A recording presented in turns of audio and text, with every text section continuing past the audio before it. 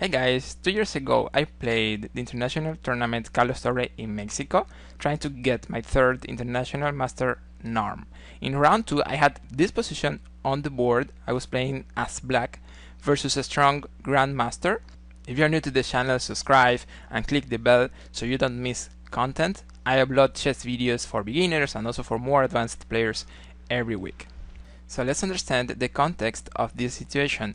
We were playing a very intense game, like 3 hours or more. We are around move 35 here. My opponent had been slightly better during the middle game, but I managed to stay in the game and defend more or less fine.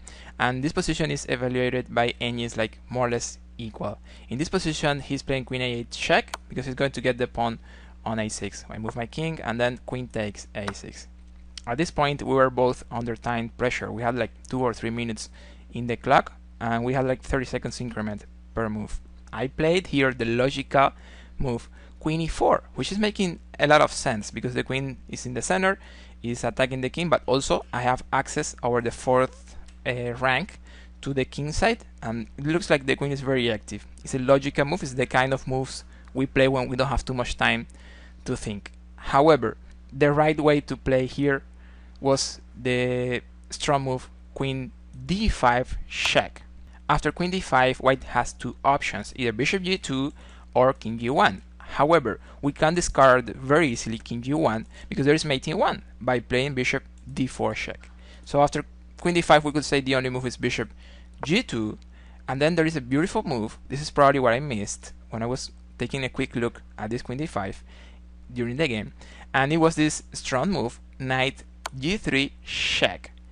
Again, white has two moves, king g1 or h takes g3, but again king g1 is losing immediately because we can play bishop d4 and this is checkmate.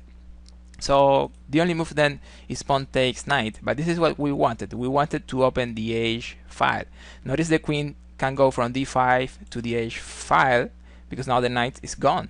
So the move is making a lot of sense. The problem with the queen on e4 is that I could not go to h4 because the pawn could be taking my queen.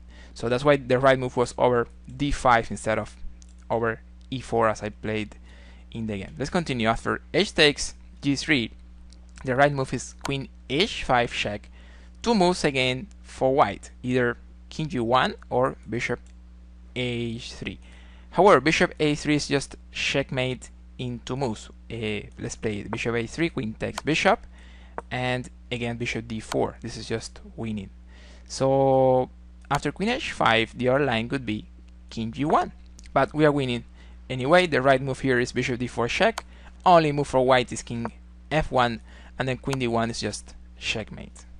I couldn't find this line during the game, and I just played here the logical queen e4 check, and he played bishop g2, queen h4, threatening mate in two moves with knight g3 and bishop d4 later, and the queen comes back to d3, avoiding knight g3, also pinning the knight. I had to play g6 here to defend.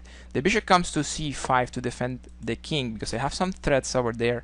Queen e1, bishop g1, bishop d4, threatening things, and the bishop comes down to f1. I traded on g1, and then I played knight e3. Even when I have a pawn down, I managed to get some perpetual check position. Notice white king is very discovered, and as we have queens on the board, that kind of situations happen very often. So queen e2, queen c1, and b4, and knight takes f1, queen takes f1, and then queen g5.